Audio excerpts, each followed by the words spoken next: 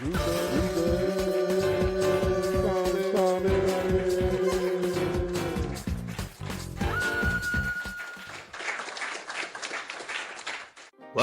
to Ruben Comics Podcast. It's been a long road ahead for DC after the divisive response from Man of Steel to Batman vs. Superman. DC has been a bit of a mess these past few years, nearly a decade. They tried to compete with Marvel, but in the process they rushed things, and in a way, Zack Snyder ruined the perception of Superman. I did enjoy Man of Steel for what it was, but afterwards, that's not how I would have handled it. With James Gunn at the forefront of DC, things were starting to look bright. I got to watch Superman the night before the premiere, and I gotta say, it was amazing. I'll be giving my general thoughts, so if you haven't seen the movie yet, there will be spoilers ahead, so you've been warned. With that out of the way, let's get to it. When Superman gets drawn into conflicts at home and abroad, his actions are questioned, giving tech billionaire Lex Luthor the opportunity to get the Man of Steel out of his way for good. Will interpret reporter Lois Lane and Superman's four-legged companion Krypto be able to help him before it's too late? It's not an origin story like what came before. Superman's already pretty established, along with other heroes like the Justice Gang, Guy Gardner, Hawkgirl, and Mr. Terrific. The best way I can describe it is, it's like an episode from Superman the Animated Series, or if you want, a Super Friends movie. It's the most comic booky movie you could ask for. I will say this, it's better than the Suicide Squad. I know, a lot of people liked it. I'm just not one of them. The score was incredible. It pays homage to John Williams' theme, but still able to stand out above the crowd. David Corenswet's Superman is perfect. He showed a lot of range and emotion in the big blue Boy Scout that was missing from Henry Cavill. He's the best Superman since Christopher Reeve.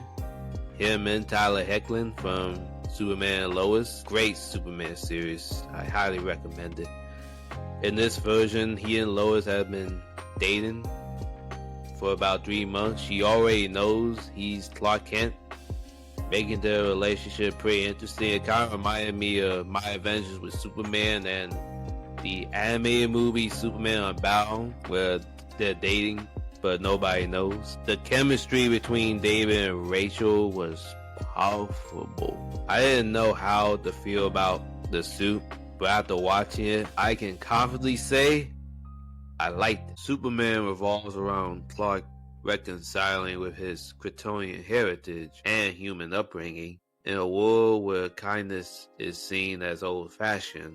But he's not in it for glory or recognition. He's just a farm boy from Kansas trying to do the right thing. The message from his parents was damaged, but then Lex and the engineer seemingly fixed it, revealing that he was not sent here to save his life and protect Earth. He was sent to conquer it and repopulate Krypton, kind of like the Viltrumites. That caught me completely off guard. Everyone turned against Superman so quick.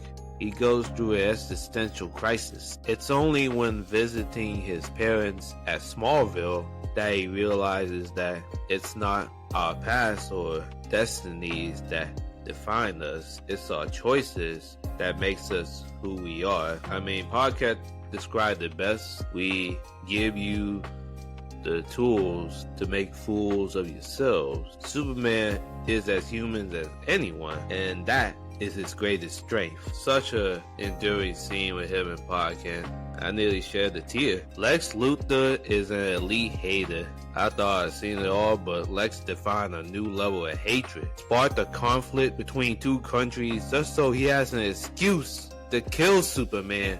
Dog-napped Krypto, decipher his parents' message, then lead to the public just to shame Superman. Trained monkeys around the clock to shame Superman. Murked a food vendor just because he gave Superman food. split Metropolis in half, created a clone using Superman's DNA, then programmed him with moves just to kill him, and help people capture a pocket universe. Atrocious. Great performance from Nicholas Hoult, a massive improvement over Jesse Eisenberg already. I can't imagine what first Flash is going to be like. Here are my top 3 favorite scenes in Superman.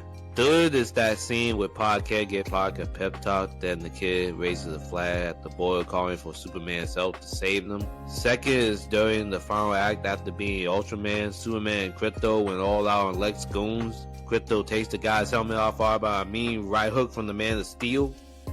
Krypto was a menace that whole movie. A swarm of goons had them surrounded in suits, flexed his logo for laziness and swirling like a ballerina. So glad I didn't watch that final trailer. They tend to spoil a little too much. But my favorite scene was when Mr. Terrific pulled up with them T-Spears and just went on gangster on Lex's goons. The actor who plays him was in X-Men First Class. He was the standout, a massive improvement over the Arrowverse version. I hardly remember. There have been talks about a spinoff. Whether it's a movie or a TV series, I say go for it. Superman is a fresh start for DC. Better than the Suicide Squad. James Gunn completely understood Superman and what he stands for. Great action. Cinematography was perfect. The score, incredible. And David Corenswet knocked it out of the park. It's the best Superman movie we had in a long time. I don't have any negatives about it, but if there were some things I didn't like was the baby. Like, that raises a whole bunch of questions. And the supporting cast could have been fleshed out more like Jimmy, but it's only minor. It doesn't ruin the movie for me. There is a project James Gunn is writing with Superman in it. It's unclear if it's a sequel or a team-up movie. I thought it might have been a world's finest movie with DCU Batman, but that appears to not be the case. There's talks that it could be a Superman-Supergirl team-up movie instead, possibly fighting Brainiac. That would actually be a cool movie, but it's just pure speculation at this point. Supergirl is the next movie on their slate, and from what I've seen for her, I think she's going to do a great job. Might be the best Supergirl we had. Really excited for that. Superman is doing very well at the box office, and the future of DC has never looked brighter. Thank you, James Gunn. Here's a little fun fact about Superman. I asked myself, why does he wear glasses? There have been many explanations in comics, anime series, and movies. Basically to hide his identity. But how does he do it? Let me give you the rundown. He changes his posture, hair, speech, and mannerism while he's Clark Kent. He even vibrates his face when photographed and leaves no fingerprints behind thanks to his Kryptonian aura. Most people wouldn't think Superman was an ordinary guy like Clark Kent. Even Lex Luthor wasn't this belief. If you really think about it, it's the perfect disguise. Even I don't know this. Well, Guy explains it to Lois. He wears hypno glasses by hypnotizing observers, causing them to perceive his face differently.